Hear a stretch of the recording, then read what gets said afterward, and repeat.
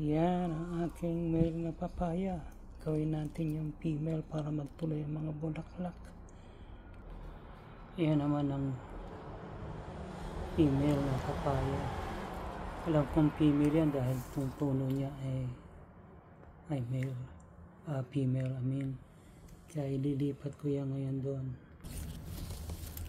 Puputulin natin siya dito.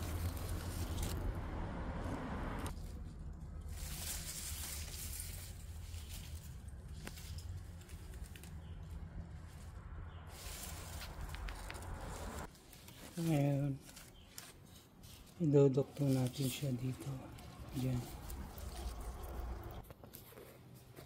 Putulin natin dito. Yan o, putol na siya. Ito yung isang male o female. Itong female, dodoktong natin siya dito sa male. Yan o. Doktong natin siya. Yan siya o. Nakabikat. Bikat yan. Tapos yan o. Papasok nyo lang siya rito. Dahan-dahan nyo lang ipasok.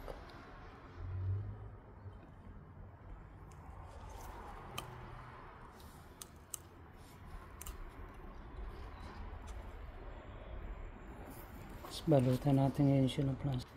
Ayan o. Tinakpan ko siya ng plastic.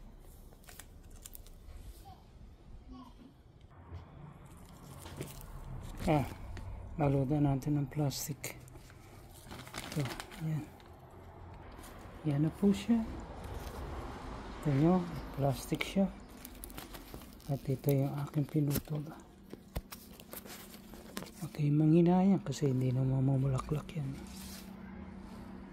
Basura na yan. Basura. Ito, update ko lang kayo kung successful siya.